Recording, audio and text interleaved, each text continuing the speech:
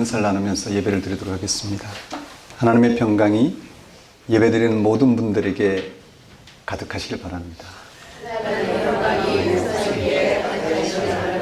서로 돌아보시면서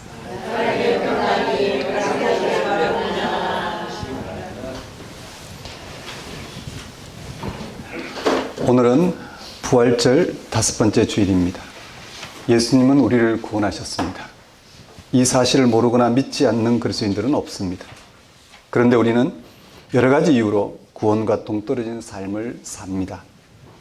우리의 실제 삶은 구원과는 거리가 멀고 자신에 대한 불안과 두려움에서 벗어나지 못합니다. 우리 자신에게 실망할 때가 한두 번이 아닙니다. 이것이 우리가 받아들여야 할 우리의 영적 실존입니다.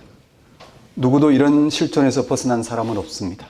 죽음 이전까지 우리에게 이런 갈등과 시행착오는 반복될 것입니다. 우리의 영적 실존이 근본적인 한계에 숙명적으로 놓여 있는 우리는 어떻게 살아야 할까요? 핵심은 예수님에게 일어난 절대적인 생명 사건인 구원의 실체를 아는 것입니다.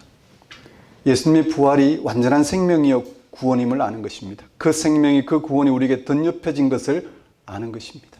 그러면 우리는 자기 자신이 아니라 예수 그리스도를 보게 됩니다. 자신이 아니라 예수 그리스도와 일체를 통해 구원, 생명을 누리는 가장 적극적인 시간이 예배입니다. 예배는 그리스도 안에서 영이신 하나님이 우리를 만나주심으로 예수 안에 일어난 그 일을 알아보고 경험하고자 하는 이들에게 그것을 우리의 생명과 구원 사건으로 나타내시는 것을 우리가 확인하는 가장 분명한 시간이 예배입니다. 다 같이 부활절 5번째 주일 예배를 성부와 성자와 성령 이름으로 드리겠습니다.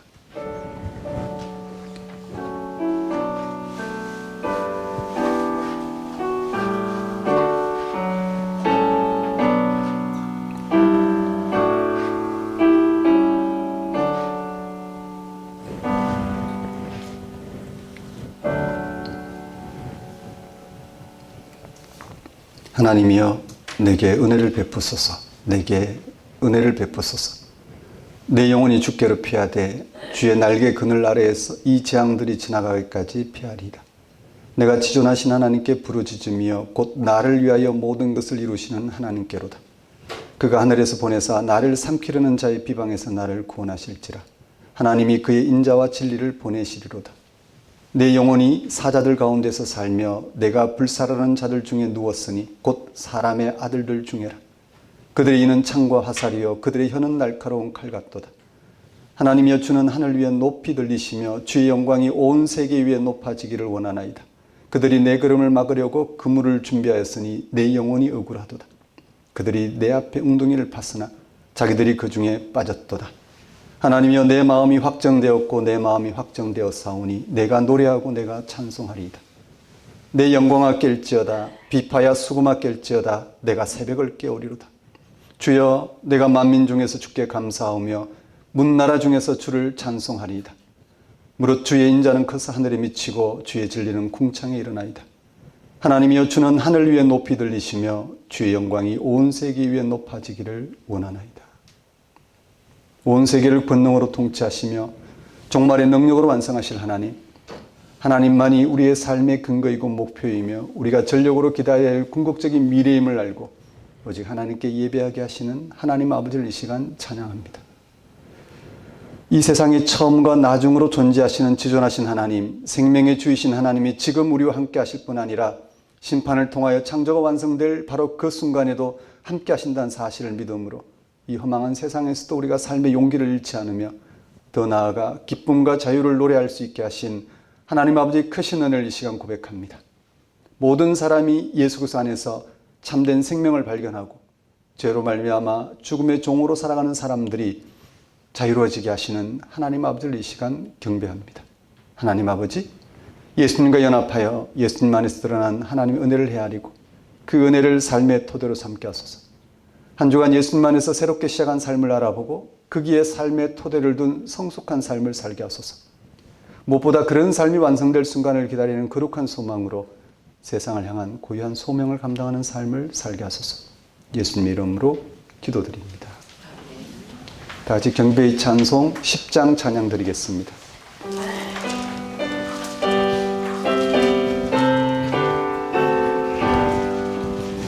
전능왕 오셔서 주 이름 찬송케 하옵소서. 영광과 권능의 성부여 오셔서 우리를 다스려 주옵소서. 강생한 성자여 오셔서 기도를 들으소서. 택하신 백성들 복 내려 주시고 거룩한 마음을 주옵소서. 위로의 주 성령 오셔서 큰 증거 주옵소서. 전능한 주시여 각 사람 안에서 떠나지 마시고 계십소서.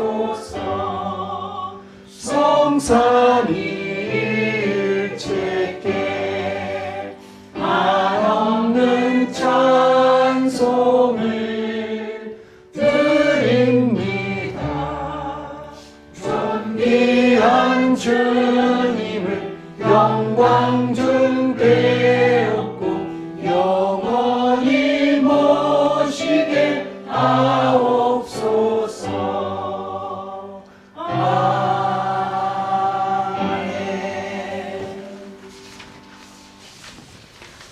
다 같이 사도신경으로 신앙 고백하시겠습니다. 나는 전능하신 아버지 하나님 천지의 창조주를 믿습니다. 나는 그의 유일하신 아들 우리 주 예수 그리스도를 믿습니다. 그는 성령으로 잉태되어 동정녀 마리아에게서 나시고 본디오 빌라도에게 고난을 받아 십자가에 못 박혀 죽으시고 장사된 지 사흘 만에 죽은 자 가운데서 다시 살아나셨으며 하늘에 오르시어 전능하신 아버지 하나님 우편에 앉아 계시다가 거기로부터 살아있는 자와 죽은 자를 심판하러 오십니다. 나는 성령을 믿으며 거룩한 공교회와 성도의 교제와 죄를 용서받는 것과 몸의 부활과 영생을 믿습니다. 이 시간은 참회의 시간입니다.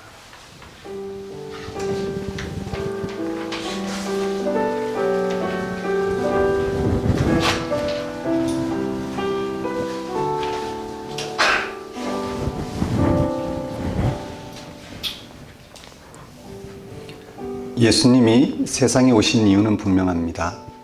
예수님은 하나님의 피조물인 자리에서 떠나 세상에서 하나님같이 되고자 살아간 죄인인 인간을 대신하여 친히 하나님 앞에 선 인간이 되고자 오신 것입니다.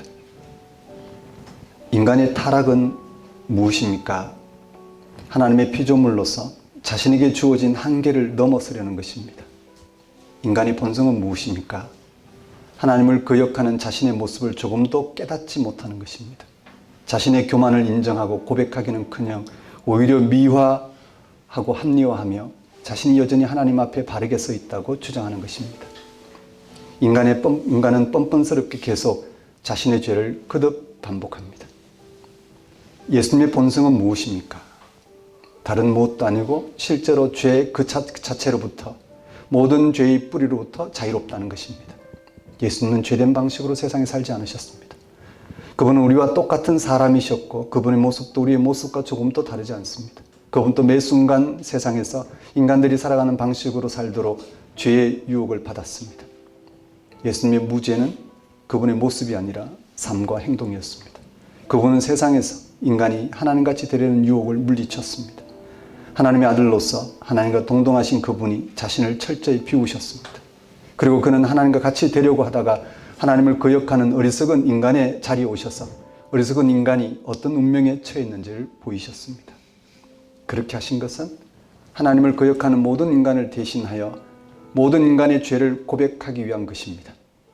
모든 인간의 죄를 대신 지시고 모든 인간의 이름으로 하나님 앞에서 창조주 하나님의 창조 사역을 증거하기 위해서입니다.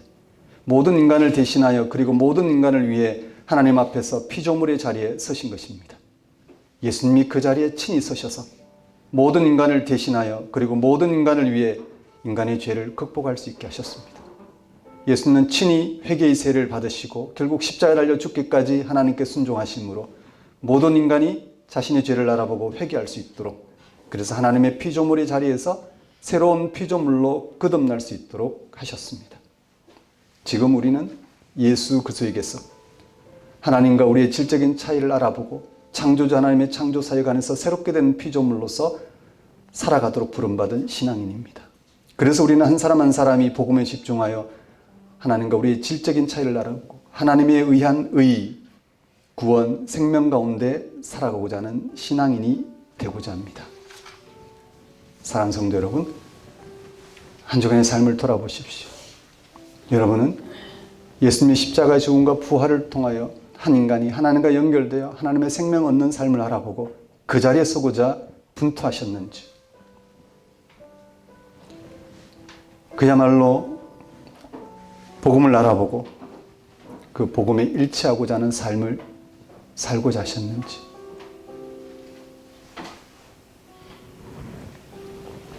우리는 복음을 모르는 사람들이 아닙니다. 복음을 알아봤기 때문에 복음을 필요로 합니다.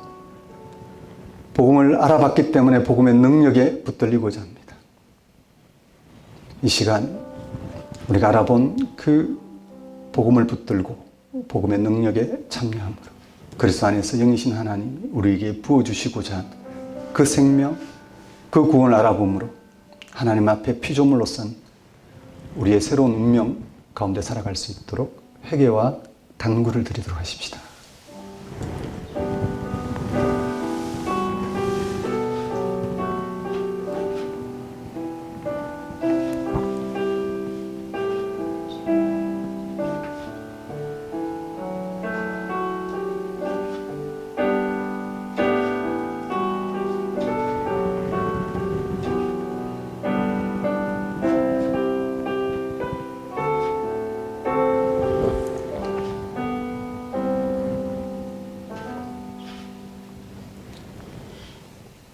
하나님 아버지, 복음을 통하여 하나님과 우리의 질적인 차이를 알아보고 하나님에 의한 의, 구원, 생명 가운데 살아갈 수 있도록 인도하여 주옵소서. 우리가 예수 그리스도를 통해서 새 사람 되었다라는 이 사실을 굳게 붙들고 새 사람으로서의 영광스러운 삶을 다함 없이 바라보며 살아갈 수 있도록 역사해 주옵소서. 예수님 이름으로 기도드립니다. 다 같이 영광성 1장 찬양 드리겠습니다.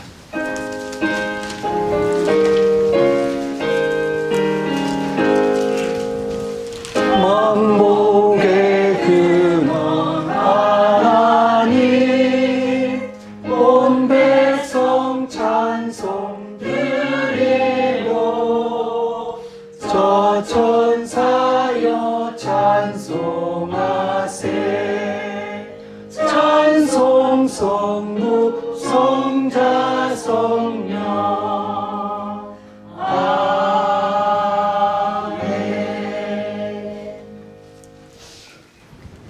이 시간은 봉헌 시간입니다. 봉헌 찬송 76장 찬양 드리면서 준비한 예물 하나님께 봉헌하도록 하겠습니다.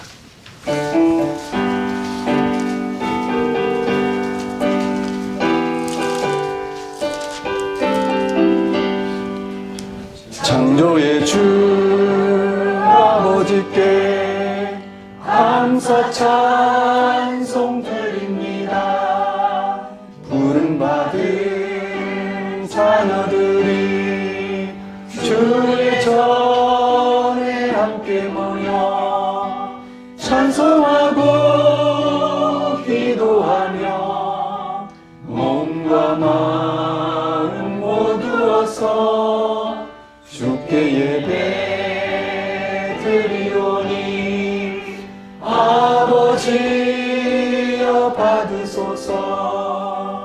은혜의 주 구세주여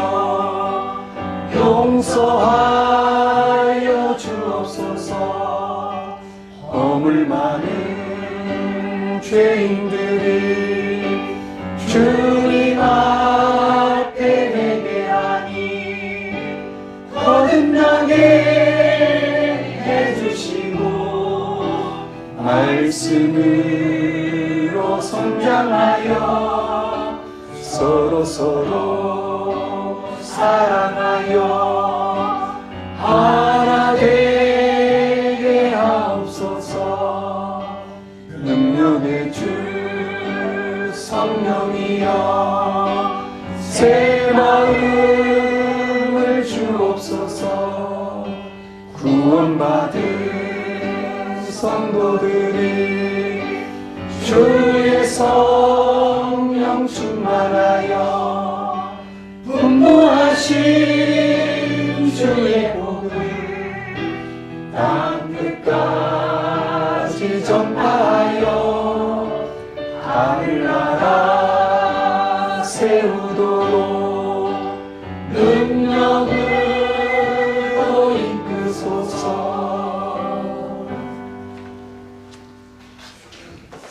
온 세상의 주이신 하나님, 하나님 위에 우리가 예배드릴 리가 어디 있겠습니까? 이 세상에서 나그네여 손님으로 살다가 종말에 완성될 생명의 근원으로 돌아가야 할 우리가 창조주이신 하나님만 의지하는 것은 마땅한 도리이며 권리입니다. 주님, 자신의 생각을 강화하고 욕망을 현실화하는 것이 생명을 얻는 길인 것처럼 유혹받고 위협하는 이 세상의 모든 일상을 멈추었습니다. 우리를 하여금 미래에 대한 불안을 넘어서게 하셨고 험한 세상에 존재할 용기도 허락하셨고 우리의 모든 것을 있는 그대로 받아주신 하나님의 통치에 순종하기 위해 나왔습니다. 거기에서만 우리는 참된 안식을 얻을 수 있다는 것을 알기 때문입니다. 하나님의 아들로서 우리와 동일한 육체를 입고 세상에 오신 예수님께서 우리의 구원을 위해 고난과 십자가의 죽임을 당하셨다는 놀라운 사실을 우리는 기억합니다. 기억할 뿐만 아니라 그 일을 행하신 하나님을 높이 찬양합니다. 이 시간 이 예배를 통하여 하나님께서 예수님의 십자가를 통해 행하신 인류 구원의 신비 안으로 깊이 들어가도록 변함없이 불러주신 우리가 어찌 하나님께 영광과 찬송을 돌리지 않을 수 있겠습니까? 하나님 아버지, 이러한 하나님의 다스림 가운데 살아가게 하시는 하나님의 은혜를 이 시간 고백합니다. 우리의 모든 필요를 채우신 하나님께 감사 영광을 돌리는 것은 우리의 마땅히 행할 바이며 또한 지극한 기쁨을 말고 하나님 앞에 들고 나온 우리의 예물 건신을 받아주소서. 우리로 생명의 주 앞에, 그 신비 앞에, 그 약속과 미래 앞에 다만 순종하는 삶을 살게 하소서. 예수님 이름으로 기도드립니다. 교회 소식을 전하는 시간입니다. 작은 교회 여러분 안녕하십니까? 현재 우리는 작은 교회로 살아가고 있습니다. 작은 교회는 복음을 알아본 신앙인들이 그 복음에 더욱 붙들리고자 복음에 집중하고자 하는 신앙인들을 가리킵니다. 그래서 우리는 성경 말씀을 듣습니다. 성경이 증언하는 복음이 아니면 또 성경이 증언하는 방식의 복음이 아니면 우리는 그 복음에 참여할 수가 없습니다. 그래서 우리는 성경 말씀을 듣습니다. 부족하지만 성경이 전하는 복음을 알아듣고자 하는 그 기회 성령은 역사하셔서 알아들은 바를 우리에게 나타내셔서 그것을 우리의 생명으로 구원으로 실제로 경험하는 그야말로 하나님과 우리가 연결되는 그런 역사를 경험하게 됩니다. 예배도 마찬가지입니다. 예배도 우리의 일상에서 복음이 아니면 안 되는 우리의 일상에서 우리는 이 복음을 알아보고 복음에 집중하고자 예배를 드립니다. 이 예배가 여러분을 살아가는데 이 예배가 여러분이 일상을 살아가는데 오직 그 복음에 붙들리는 그런 예배가 되었으면 좋겠습니다. 그렇게 우리 작은 교회가 구별하여 지금처럼 예배를 드리고자 합니다. 작은 교회 예배 안내입니다. 1부 주일 예배, 작은 교회 예배, 주일 10시 예배이고 2부 주일 예배, 작은 교회 함께하는 다음 세대 예배, 주일 오후 12시입니다. 다음 달에 있을 예정입니다. 5월 5주간 예배 및 성경공부 안내입니다. 5월 달은 주일 기준으로 총 5주가 있습니다. 오늘은 5월 3일 첫 번째 주입니다. 구리시 갈매동에서 드리고 있습니다. 다음 주도 구리시 갈매동입니다. 셋째 주는 노원구 근영백화점입니다. 넷째 주, 다섯째 주 구리시 갈매동입니다. 성경 공부는 우리가 가평에서 예배를 드리고자 계획했다가 우천 때문에 취소가 됐습니다. 그래서 성경 공부는 그대로 공지된 대로 오늘 주일 저녁 성경 공부는 휴강입니다. 그리고 내일부터 3주간 연속으로 성경 공부 진행됩니다. 주일 성경 공부는 2주가 되겠죠. 5월 둘째 주, 셋째 주 공부를 할 겁니다. 5월 넷째 주, 다섯째 주 주일은 독서주간 및 휴강입니다. 이미 작년에 우리 사역자들과 계획을 할 때 5월 달에 이런저런 행사가 있어서 독서주간과 그때 사역자 세미나도 계획을 했고 등등 해서 한 주 더 쉬도록 해서 2주 휴강으로 잡았습니다. 그리고 작은 교회와 함께하는 다음 세대 예배 8번째 시즌을 준비 중입니다. 지금 열심히 교재를 쓰고 있습니다. 성경은 어떤 책인가? 성경은 어떤 책인가? 이렇게 파고들다 보면 너무 방대합니다. 그래도 성경을 직접 읽어온 것을 참고해서 성경을 좀 잘 소개하고 싶습니다. 성경이 어떤 책인지를 잘 모르니 막연하게 하늘에서 떨어진 것처럼 생각하거나 아니면 성경을 문자적으로 생각하고 문자적으로 하나님을 경험하고자 하는 데 떨어지죠. 기적과 은사를 구한다든지 하나님이라는 현실을 포착하지 못하고 실제 우리와 함께 하시는 하나님을 알아보고 거기에 붙들리고자 할 수 있어야 되는데 성령은 바로 그 일을 드러내고 있는데 우리가 그것을 잘 모른 채 성경을 읽게 되면 성경은 신앙의 도구로 떨어집니다. 성경은 우리가 하고자 하는 일들, 목회자의 어떤 목회 도구로 떨어지거나 성도들의 신앙의 소비로 전락하고 맙니다. 그럴 수는 없습니다. 신앙을 위해서 성경이 있는 게 아니라 성경은 하나님과 우리의 관계를 알아봄으로써 우리 일상이 하나님 안에서 살아가도록 그 하나님을 증언하는 방식으로 우리에게 주어졌습니다. 그래서 성경을 좀 잘 소개하고 싶습니다. 제가 신학교에서 학부 신대원을 공부하면서 졸업할 때까지도 성경에 대해서 분명히 첫 시간, 그 첫 학기만 돼도 성경이 어떤 책인지 분명히 가르쳐 줍니다. 성경은 하나님의 말씀이다. 그 하나님의 말씀은 역사를 통해서 드러나 이스라엘 역사를 통해 드러났고 그들이 증언함으로써 그 신앙 공동체가 그 하나님의 말씀을 알아보도록 한 거다. 신약은 예수 그리스도를 통해서 하나님이 자신을 드러내셔서 사도들도 하여금 그것을 교회 공동체에 전하여 교회 공동체가 예수에게 일어났고 사도들이 증언하고 있고 우리에게 일어날 일을 알아보고 그 가운데 살아가도록 전하는 증언이다. 수십 년이 지나도 바뀌지 않습니다. 그 사실에 근거해서 배운 대로 성경을 붙들고 배운 대로 성경을 해석하고 배운 대로 그 성경이 일치해가는 길을 택해야 됩니다. 근데 실제 현장에 너무 붙들려 있다 보니까 교회 현장으로부터 신학교 와서 신학교에서 배우는 것은 이론이고 다시 또 현장에 가서 현장이 요구하는 방식으로 대하다 보니까 성경이 어떤 책인지 잘 전해지지 않습니다. 시는 시를 읽어야 되고 소설은 소설을 읽어야 됩니다. 신문은 신문을 읽어야 합니다. 신문 기사를 시처럼 읽으면 곤란합니다. 시를 신문 기사처럼 꽃이 말을 했다니 꽃이 내게 말을 걸었다. 저 거짓말쟁이 이렇게 하면 곤란합니다. 시는 시를 읽어야 합니다. 성경은 성경이 전하는 방식으로 성경이 전하고자 하는 바를 알아보고 그것을 우리가 확인하기 위해서 읽을 수 있어야 합니다. 그래서 우리 다음 세대가 우리 작은 교회 다음 세대와 소통하면서 성경이 뭐다 이론으로 가르쳐줘도 소용이 없습니다. 그것도 필요하지만 그러나 실제 우리가 알아본 하나님을 함께 알아볼 수 있도록 성경이 전하는 방식으로 그 하나님을 찾고 구하고 또 알아보고 경험해가는 그런 과정으로서 교재가 될 수 있도록 써보고 있는데 말은 이렇게 하지만 용두사미가 될 가능성이 높습니다. 그래서 최선을 다해서 잘 소개하고 싶습니다. 곧 쓰게 되면 우리 가이드분들과 나누도록 하겠습니다. 그리고 6월달 오늘 일정을 잡아서 6월달에 우리 다음 세대와 소통하는 그런 과정으로 삼겠습니다. 4월 재정보고입니다.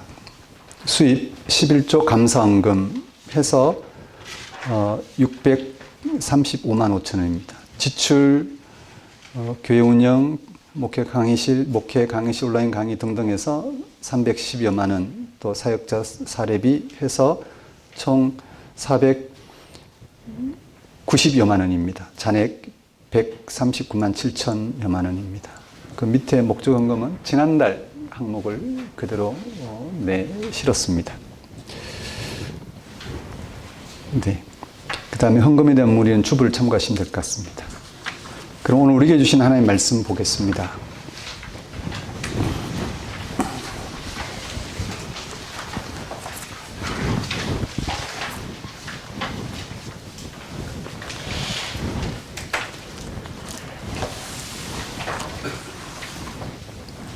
오늘 우리에게 주신 하나님의 말씀은 로마서 7장 7절에서 25절까지 말씀입니다. 제가 받들어 봉독하겠습니다.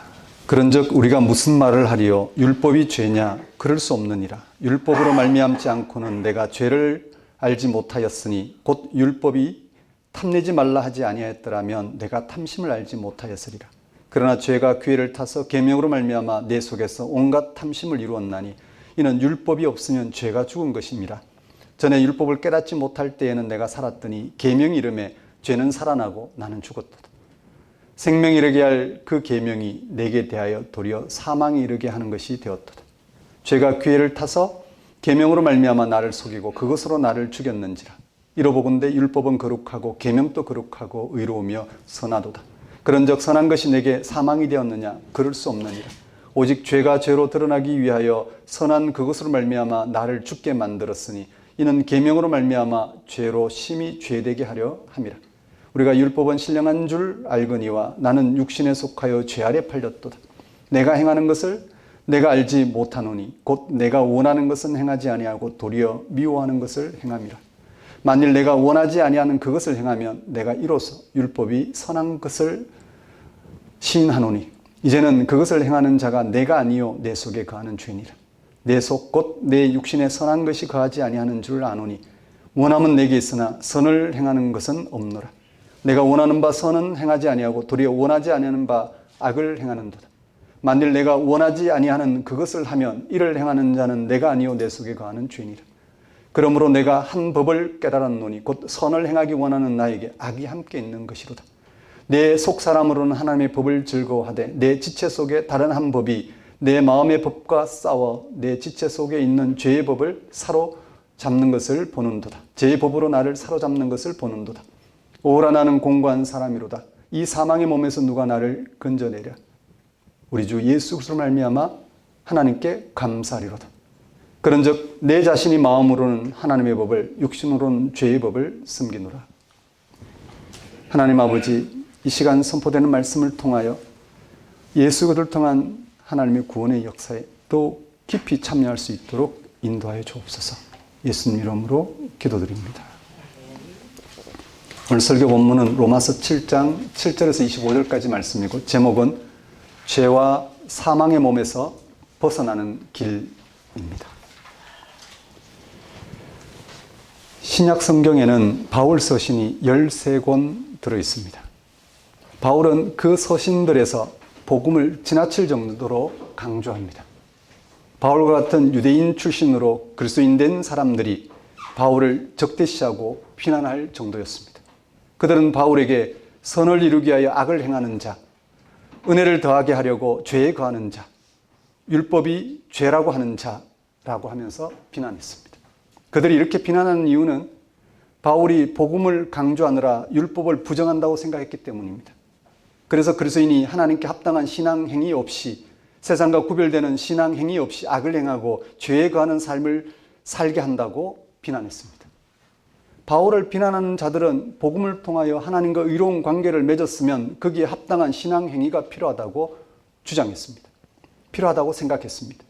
그 신앙 행위가 율법을 지키는 것이었습니다. 그들은 유대인으로서 안식일을 지키고 정한 시간에 기도하고 정결 규정을 지키는 등 율법을 따라 경건한 삶을 살아왔습니다. 그래서 그들은 복음을 통하여 새롭게 하나님과 의로운 관계를 맺었으면 더욱 하나님 앞에 경건한 태도가 필요하다고 주장했습니다. 바울은 그런 주장을 반대했습니다. 그는 복음 외에 다른 게 필요 없다고 생각하는, 복음 외에 다른 게 필요하다고 생각하는 그들이 선을 이루기 위해 악을 행하는 자들이고 은혜를 더하려고 죄에 거하자 하는 자들이라고 합니다. 바울은 율법이 선한데 그들이 율법을 통하여 악을 행할 뿐이라고 합니다. 도대체 무슨 문제가 있기에 바울은 비난받을 만큼 복음을 강조하는 것일까요? 그것은 복음을 받아들인 그리스도인에게 여전히 작용하고 있는 어떤 힘 때문입니다. 바로 죄의 힘 말입니다. 복음을 받아들인 그리스도인에게도 여전히 죄의 힘이 작용하고 있기에 거기서 벗어나기 위해서는 복음 그 자체를 붙들어야 합니다. 그래서 바울은 복음만을 강조합니다. 본문 7장 25절 후반절에서 바울은 다음과 같이 말합니다. 그런즉 내 자신이 마음으로는 하나님의 법을 육신으로는 죄의 법을 섬기노라. 여기서 내 자신이라고 표현한 나는 다메섹 도상에서 부활의 주님을 만나고 회심한 바울을 가리킵니다. 예수를 믿고 따르는 한 사람으로서의 그리스도인, 한 사람의 그리스도인으로서 사도로서의 바울입니다. 그는 예수님을 통하여 죄의 법과 하나님의 법의 차이를 누구보다도 철저하게 분별하게 되었습니다. 그렇다면 다음과 같이 말하는 게 옳을 겁니다. 내가 하나님의 법과 죄의 법을 깨닫고 난 다음 나는 죄의 법에서 벗어나서 철저히 하나님의 법만을 섬기게 되었다고 말입니다. 그렇게 말해야 옳습니다. 그런데 그렇게 말하지 않고 자기 자신이 두 가지 법을 다 섬기고 있다고 전합니다. 복음을 받아들이기 전 바울을 비롯한 당시 유대인들에게 하나님의 법은 율법이었습니다. 율법은 크게 이야기해서 하나님과 인간의 관계를 규정해 주는 것이라 할 수 있습니다. 유대교는 율법 종교를 할 정도로 율법을 삶의 절대 기준으로 삼았습니다. 율법을 잘 지키면 그가 선을 행하는 것이고 지키지 않으면 악을 행하는 것입니다. 유대인들 중에서 평생 율법만을 연구하는 사람들이 있었고 또 율법을 규범적으로 실천하는 사람들이 있었습니다. 바로 서기관들과 바리새인들이었습니다. 바울은 바리새파에 속했기 때문에 율법에 열정적이었습니다. 율법에 있어서 흠이 없다고 생각했습니다. 그런 그는 유대인들에게 존경받을 만한 사람이었습니다. 그런데 바울은 본문 7장 19절에서 자신의 상태를 다음같이 고백합니다. 7장 19절입니다. 내가 원하는 바 선은 행하지 아니하고 도리어 원하지 않은 바 악을 행하는도다. 율법에 철저했던 바울이 원하지 않는 악을 행한다고 외치는 이유가 무엇일까요? 바울은 다메섹 도상에서 부활하신 주님을 만나기 전까지는 자신이 선을 행하고 있다고 확신했습니다. 그는 기독교인들이 악을 행한다고 판단하고 박해하는 일에 앞장을 설 정도였습니다. 그는 유대교 지도자로부터 고난을 위임받아 다메섹에 있는 기독교인들을 박해하러 가던 중 부활하신 예수님을 만나게 되고 회심하고 세례를 받았습니다. 그는 부활하신 예수님을 통하여 하나님의 법을 진짜로 깨달았습니다. 창조주 하나님의 의와 생명의 세계를 경험하게 된 것입니다.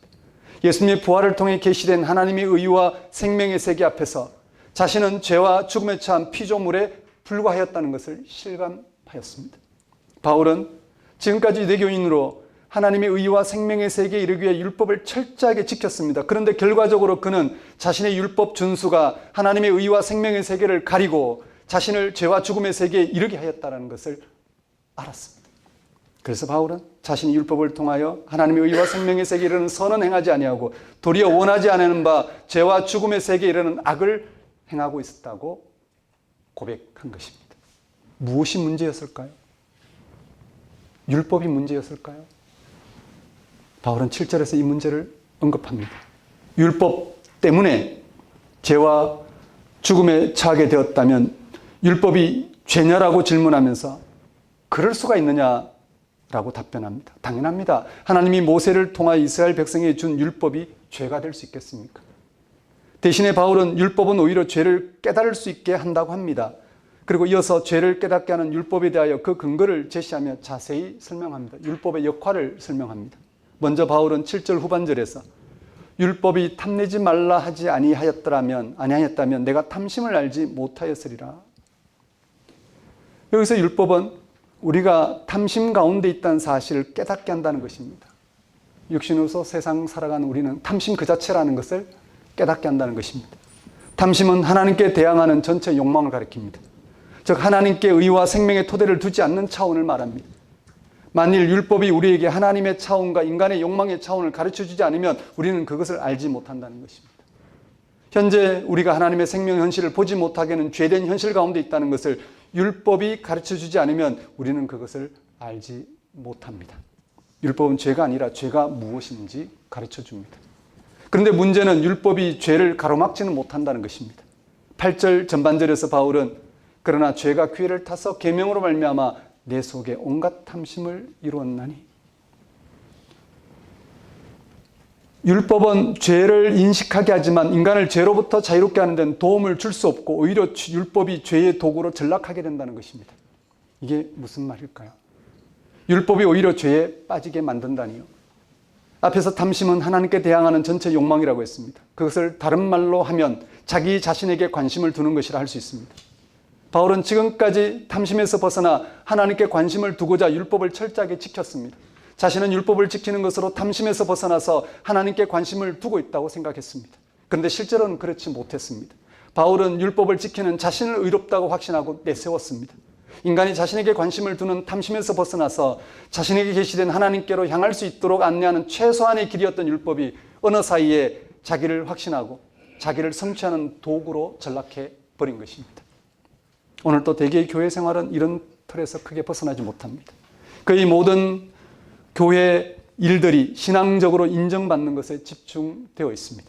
각종 예배에 빠지지 않는 것이나 헌금, 봉사 등 모든 게 그렇게 굴러갑니다. 그런 차원에만 머물면 계명을 지킴으로써 종교적 모범생이 되려는 노력과 같은 것에 불과합니다. 이게 아무리 순수하더라도, 이게 아무리 순수하고 아무리 신앙적으로 열정적이라 하더라도 결국 자기에 대한 집중이며 집착이기 때문에 탐심입니다. 사실 이런 신앙의 깊이를 이해하기는 그렇게 간단하지 않습니다. 들을 때는 그런가 보다 하지만 신앙생활로 인정받는 교회의 구조 속에 들어가면 모든 것을 상실해버리고 맙니다. 그렇게 움직일 수밖에 없습니다. 죽을 때까지 조금 더 열심히 신앙생활을 하고 조금이라도 모범적으로 살아야 하고 그런 방식으로 자기를 나타내는데 전심전력을 기울입니다. 이게 죄가 신앙을 통하여 온갖 탐심을 이루는 것이라 할 수 있습니다. 이어서 바울은 두 번째 율법의 역할에 대하여 8절 후반절부터 10절까지 다음같이 진술합니다. 이는 율법이 없으면 죄가 죽은 것임이라. 전에 율법을 깨닫지 못했을 때는 내가 살았더니 계명 이름에 죄는 살아나고 나는 죽었도다. 생명 이르게 할 그 계명이 내게 대하여 도리어 사망 이르게 하는 것이 되었도다. 여기서 바울이 말하고자 하는 것은 부활하신 주님을 통하여 율법이 말하는 탐심이 무언지를 실제로 깨달은 상태에서 말하고 있다는 것입니다. 다시 말씀드립니다. 지금 이 7장 본문은 부활하신 주님을 통하여 율법이 말하는 탐심이 실제로 무엇인지 깨달은 상태에서 말하고 있다는 것입니다. 바울은 예수 그리스도의 사건을 통하여 율법이 말하는 실제적인 차원을 깨닫기 전에는 율법을 통하여 자신이 탐심에서 벗어나 하나님의 의와 생명 가운데 있다고 생각했습니다. 그런데 율법을 깨닫고 났더니 부활하신 주님을 통해서 율법이 말하는 차원, 율법이 말하는 차원이 무엇인지를 깨닫고 났더니 상황은 전반대였습니다. 그는 탐심에서 벗어나지 못했는데 벗어난 것처럼 하나님의 의와 생명 가운데 생명 가운데 있지 않은데 있는 것처럼 여기게 하는 죄 가운데 있다는 사실, 그리고 그는 의와 생명이 아니라 철저하게 불의와 죽음에 처해 있다는 사실을 깨달았습니다. 그래서 바울은 10절과 같이 언급합니다. 생명이 이르게 할 그 계명이 내게 대하여 도리어 사망이 이르게 하는 것이 되었도다. 바울은 분명 율법이 생명이 이르게 하는 게 맞는데 결과적으로 죽음에 이르게 하였다는 것입니다. 무엇이 문제일까요? 문제가 뭘까요? 바울은 11절에서 그 원인을 죄로 언급합니다. 죄가 기회를 타서 계명으로 말미암아 나를 속이고 그것으로 나를 죽였는지라. 죄가 계명을 이용해서 사람을 속이고 죽인다고 봤습니다. 계명은 좋은 것이지만 죄가 그것을 이용해서 인간을 파괴한다는 것입니다. 그리고는 결론적으로 율법은 선하다고 진술합니다. 12절입니다. 이로보건대 율법은 거룩하고 계명도 거룩하고 의로우며 선합니다. 우리의 신앙생활, 신앙행위는 다 거룩하고 의로우며 선합니다. 근데 문제는 우리 가운데 작용하고 있는 죄가 문제인 것입니다. 바울은 율법을 통하여 죄에서 벗어나 하나님의 생명을 이루고 있다고 생각했습니다. 그런데 그가 예수를 통하여 율법을 깨닫고 났더니 율법이 말하는 탐심이 어떤 차원인지를 깨닫고 났더니 자신이 오히려 탐심 가운데 죽음에 처해 있다는 것을 알게 되었습니다. 그 원인이 율법이 아니라 죄라는 것도 알았습니다. 바울은 율법과 죄의 관계를 13절부터 20절에 자세히 설명합니다. 바울은 13절에서 한 번 더 율법은 죄를 죄로 드러내는 역할을 하는 선한 것이라고 합니다. 14절에서 율법은 신령한 것이라고도 합니다. 바울은 선한 율법을 통해 생명을 이루고자 했지만 죽음에 이르게 된 것은 자기 속에 작용하고 있는 죄 때문이라고 분명히 밝힙니다. 그가 설명하고 있는 죄는 어떤 추상적인 개념이 아니라 실제 인간에게 작용하는 실체입니다. 그가 그 죄가 작동됨으로써 죄를 깨닫게 하고 하나님이 이르게 할 율법마저도 우리를 죽음의 상태로 몰아갑니다. 우선 바울은 이런 죄의 작동 상태를 가리켜 14절에서 나는 육신에 속하여 죄 아래에 팔렸도다가 합니다. 팔렸도다. 죄와 우리는 뗄래야 뗄 수 없는 관계가 되었단 말입니다. 우리는 죄에 팔렸습니다. 팔렸다는 말은 자기 스스로는 거기서 벗어날 수 없고 자기 의지와 상관없이 죄에 종속되어 살아가게 되었다는 뜻입니다. 바울은 이런 죄의 효력을 15절 같이 설명합니다. 15절입니다. 내가 행하는 것을 내가 알지 못하노니 곧 내가 원하는 것은 행하지 아니하고 도리어 미워하는 것을 행함이라. 더 나아가 이렇게 말합니다. 19절에 내가 원하는 바 선은 행하지 아니하고 도리어 원하지 않은 바 악을 행하도다. 이건 바울이 복음을 통해 율법을 깨닫고 났더니 그 율법을 행함으로써 자신이 생각했던 차원이 어떤 차원인지를 지금 해명하고 있는 중인 것입니다. 원하는 바의 선을 행하지 않고 원하지 않는 악을 행하는 것을 보니 결국 자기의 내부에 자기를 움직이려는 다른 세력이 있다는 것입니다. 그것이 곧 우리를 속이고 결국 죽게 하는 죄입니다. 20절 보십시오. 만일 내가 원하지 않은 그것을 하면 이를 행하는 자는 내가 아니요 내 속에 거하는 죄니라. 바울의 이런 인간론은 오늘의 심리학에 비춰볼 때도 타당하다고 생각됩니다. 우리가 아무리 정신무장했다고 하더라도 우리를 지배하는 그 어떤 세력이 있다는 것입니다. 우리는 사랑한다 하면서도 이기적으로 행동합니다. 겉으로는 남의 흉을 보지 않고 점잖은 말을 하지만 속으로는 남을 아주 쉽게 판단하고 재단해버리고 맙니다. 서로 생각이 다른 사람, 가치관이 다른 사람, 교양이 없는 사람과는 함께하기 꺼리낍니다. 모든 사람을 차별하지 말고 공평하게 대하겠다 생각하면서 실제로는 불공평하게 대할 때가 많습니다. 마음먹은 대로 되지 않습니다. 옳은 걸 아는데 그렇게 가지지가 않습니다. 이걸 따지기 시작하면 끝이 없습니다. 우리가 교양을 많이 쌓았지만 그런 것으로 우리가 선을 행할 능력이 주어지는 게 아닙니다. 그것은 우리로 하여금 옳고 그름의 기준만 제공해 줄 뿐이지 그걸 행할 능력을 제공해 주지 못합니다. 옳고 그름을 판단할 뿐이지 옳은 것을 제시하고 함께 그 옳은 것을 붙들도록 가는 그 길은 우리가 가기가 어렵습니다. 바울은 자기 속에 있는 죄가 원하지 않는 악을 행하는 근본 원이라는 사실 앞에 탄식할 수밖에 없습니다. 24절입니다. 오호라 나는 공고한 사람이로다. 이 사망의 몸에서 누가 나를 건져내랴. 여기서 사망의 몸은 사망으로 인도하는 죄의 지배 아래 있는 인간의 실존을 가리킵니다. 바울은 자신이 절망적인 상황에 빠져 있다는 사실을 알았습니다. 아무리 노력해도 자신의 죄를 극복할 수 없습니다. 아무리 노력해도 자기 의지와 다른 방향으로 치우치는 현실을 보면 그런 절망을 한탄하지 않을 수 없습니다. 그는 죄와 죽음의 현실에서 조금도 벗어나지 못했는데도 마치 율법을 통해서 의와 생명에 이르고 있는 것처럼 여기게 만드는 죄 앞에 차절할 수밖에 없습니다. 그래서 이 구절을 어떤 신학자는 이렇게 말합니다. 스스로 경건하다고 여기는 인간은 누구도 예외 없이 이기적이고 반항적이고 도착되고 상실된 피조물의 본성을 보여줄 뿐이다. 이 부분에서 기독교에 대한 오해가 교회 안팎 양측으로 또 제기될 수 있습니다. 교회 안에서는 이런 바울의 증언에 근거해서 사람들을 죄의 숙명주의에 빠지게 합니다. 인간은 어쩔 수 없이 죄의 노예가 되었으니 회개하고 양심을 되찾고 도덕적으로 깨끗하게 살도록 노력해야 한다고, 그런 장치를 마련해야 된다고 말입니다. 또 교회 밖에서는 이런 교회의 입장을 가리켜 일종의 노예 근성으로 비판합니다. 양쪽 모두 한결같이 바울과 기독교의 인간론과 죄론을 오해하는 것입니다. 바울은 도덕성 회복 운동을 벌이는 게 아니라 좀 더 경건한 태도로 살아가고자 운동을 벌이는 게 아니라 인간을 죄의 노예로 회복 운동을 벌이는 것도 아니며 인간을 죄의 노예로 재단하는 것도 아닙니다. 바울은 인간이 처한 현실을 명확하게 드러내서 거기서 벗어나는 길을 제시하라는 것입니다. 적당한 길이 아닌 확실한 길, 우리 편에서 마련한 적당한 길이 아닌 하나님께서 마련한 절대적인 길을 제시하려고 하는 것입니다. 즉 죄로 인한 절망적인 현실을 보게 하여 거기서 벗어날 수 있는 실질적인 길을 찾게 하려는 것입니다. 눈을 감아버리거나 숨는 게 아니라 복음을 통해 하나님과 우리의 관계를 직시함으로써 우리가 어떤 현실에 있는지를 보게 함으로 거기서 벗어나게 하신 그 길을 붙들도록 제시하는 것입니다. 실제로 죄와 죽음에서 건진받는 길을 전하고자 바울은 과감하게 지금처럼 복음을 전하고 있는 중입니다. 그 길이 뭘까? 바울은 25절 전반절에서 그 길을 소개합니다. 우리 주 예수 그리스도를 말미암아 하나님께 감사하리로다. 이 대답은 이미 바울이 로마서 앞부분에서 다 말한 것입니다. 예수 그리스도의 죽음과 부활 사건에서 죄와 죽음의 세계와 의와 생명의 세계가 밝히 드러났습니다. 예수는 율법을 통하여 스스로 의롭다고 생각하는 유대인들에 의해 정죄를 당하시고 십자가에 처형당했습니다. 그러나 그는 부활하심으로 율법의 성취인 하나님의 의와 생명의 세계를 나타내셨습니다.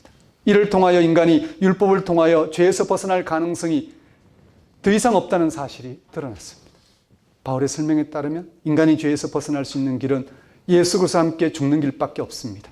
그래서 우리는 예수 그리스도의 이름으로 세례를 받았습니다. 우리가 예수님과 함께 죽는다는 것은 우리 스스로 해결할 수 없는 죄에 대하여 죽는다는 것입니다. 어떤 시도로도 죄에서 벗어났다 여길 만한 그런 차원이 우리에게는 없다는 사실을 받아들이고 오직 예수 그리스도를 통해서 그를 죽은 자 가운데 살신 하나님과 관계를 맺음으로써 죄에서 벗어날 수 있는 길을 모색하는 것입니다. 우리가 예수님과 함께 산다는 것은 그의 부활에서 계시된 하나님의 의와 생명에 대하여 산다는 것입니다. 그렇습니다. 예수 그리스도와 이 연합을 통하여 우리의 죄의 현실에 대하여 죽고 그를 통한 의와 생명에 대하여 살고자 할 때만이 우리는 죄에서 벗어날 수 있습니다. 바울이 7장에 설명하고자 하는 것은 바로 이 차원입니다. 이 사실이 얼마나 엄중하였으면 바울이 7장 25절 후반절과 같이 언급하였겠습니까? 그런즉 내 자신이 마음으로는 하나님의 법을 육신으로는 죄의 법을 섬기노라. 이는 그리스도인들의 영적 실존을 정확하게 묘사한 것입니다. 루터는 로마서 주석에서 이 구절을 그리스도인들도 의인이면서 동시에 죄인이라고 했습니다. 그리스도인들은 세례를 통하여 죄로부터 해방되어 의와 생명에 이르는 하나님의 법을 경험했습니다. 그러나 그 사실을 망각하고 신앙이 죄의 도구가 되는 현실이 발생합니다. 우리는 여전히 스스로는 죄된 현실을 극복하지 못하고 죽음에 처할 수밖에 없는 죄인인데 그 사실을 간과한 채 여러 신앙적 요구를 충족시키는 것으로 만족을 누리고자 합니다. 본의 아니게 자기에게 집중하고 자기를 강화하고 확장하려는 길을 가고자 합니다. 자기도 모르게 말입니다. 다시 죄의 법에 떨어지는 것입니다. 우리는 그럴 수 없습니다. 우리는 죽을 때까지, 아니 하나님의 의와 생명의 세계에 들어갈 때까지 예수 그리스도의 연합을 통하여 죄에 대해 죽고 의에 대해 사는 이 한 가지를 붙들어야 합니다. 여기서 우리의 신앙은 분명해질 것입니다. 왜냐하면 예수 그리스도에게서 우리는 죄와 사망에서 건지시는 살아계신 하나님이 계시되었다는 것을 알고 있기 때문입니다. 즉 그에게서 하나님의 법이 성취되었다는 것을 알고 있기 때문에 알아본 바대로 그게 일치하게 될 때 우리는 죄에서 벗어날 수 있고 하나님의 의와 생명의 세계에 참여하는 것을 우리의 삶의 방식으로 삼을 수 있게 됩니다. 이 한 주간 또 로마서가 전하는, 아니 성경이 전하는 이 복음에 일치하셔서 복음이 여러분의 삶의 등불이 되는, 실제 복음이 여러분의 삶을 비춤으로 모든 인간이 안고 있는 두려움과 절망을 극복해 가시는 그런 한 주가 되셨으면 좋겠습니다. 기도하겠습니다. 하나님 아버지, 우리는 죽을 때까지 죄인이라는 사실, 우리는 우리가 모색하는 그 어떤 것으로도 죄에서 벗어나기는커녕 죄된 삶에 머물게 하는 것이라는 사실을 이 말씀을 통해 깨닫게 하옵시고 매 순간 처음 예수를 믿음으로 구원받는다고 받아들인 그 사실을 끝까지 붙들고 실어함으로 우린 죄에 대해 죽은 자요 하나님께 산 자로 그렇게 받아들이고 살아갈 수 있도록 인도하여 주옵소서. 예수님 이름으로 기도드립니다. 다 같이 일어나셔서 결단의 찬송 292장 찬양 드리겠습니다.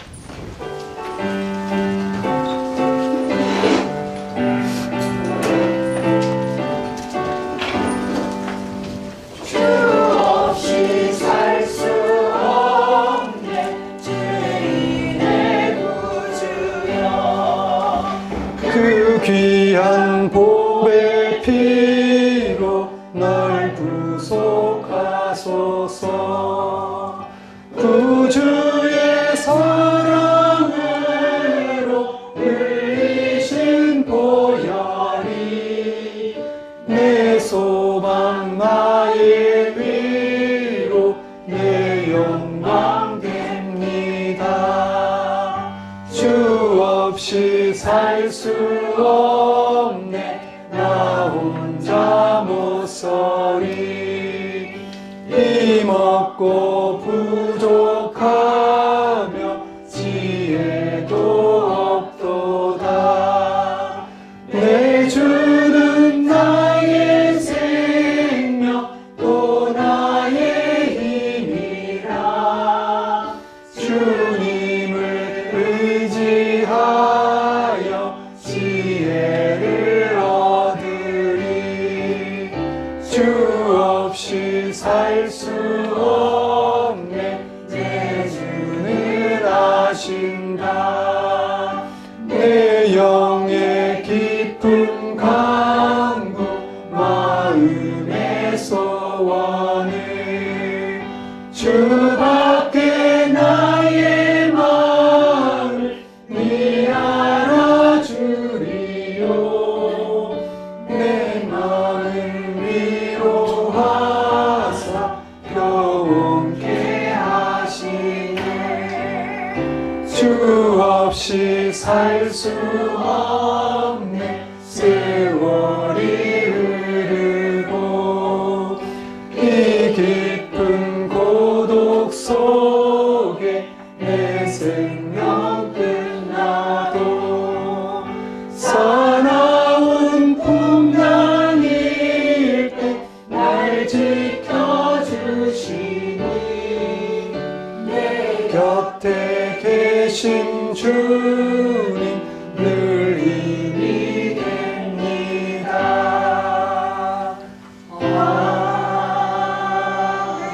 아멘. 기도하겠습니다. 이제는 우리 주 예수 그리스도의 은혜와 하나님의 무한하신 사랑과 성령님의 교통하심, 죽을 때까지 하나님의 의와 생명의 세계에 들어갈 때까지 예수님과 연합을 통하여 죄에 대하여 죽고 의와 생명에 대하여 사는 이 한 가지 사실을 붙들고 죄와 사망의 몸에서 벗어나고자 결단하는 주의 백성 위에 영원히 함께 하시기를 축원합니다.